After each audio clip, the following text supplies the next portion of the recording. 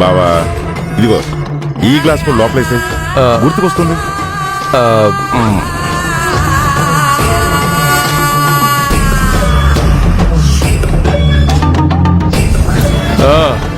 బా గుర్తొచ్చింది బా.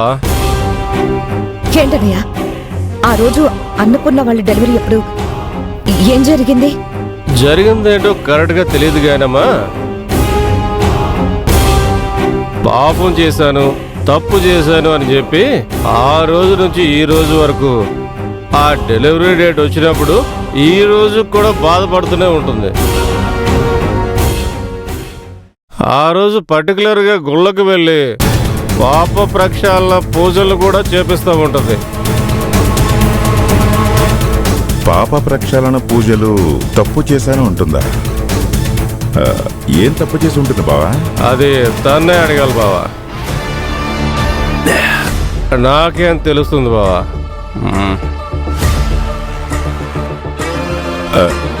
రే రా బావని తీసుకెళ్ళి లోపల ఉడకబెట్టు. రండి.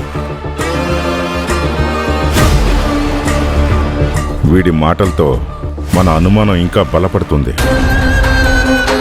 డెలివరీ చేసిన నా చెల్లెలు ఏదో తప్పు జరిగింది, పాపం చేశాను అని గుళ్ళు చుట్టూ తిరుగుతుంది అంటే ఖచ్చితంగా ఏదో పెద్ద మర్మమే ఉండుంటుంది. అందుకే కదా ఇతని ద్వారా తెలుసుకుందామంటే వీడేమో తాగి పడుకున్నాడు తప్ప అసలు విషయం మాత్రం చెప్పలేదు. కంగారు పడకు కాంచన, ఈయన ద్వారానే ఆ నిజాన్ని బయటకు వచ్చేలాగా చేస్తాను.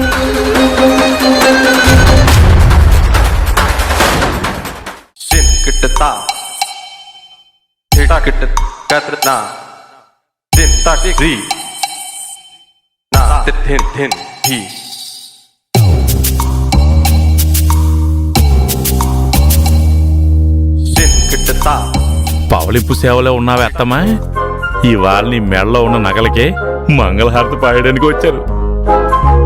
అత్త రుణం తీర్చుకుంటున్న అల్లుణ్ణి ప్రేక్షకులందరూ నన్ను దీవించాలి. చేను కుట్టేద్దాం వస్తే ఒకసారి కర్ర తీసుకుని కొడతావా?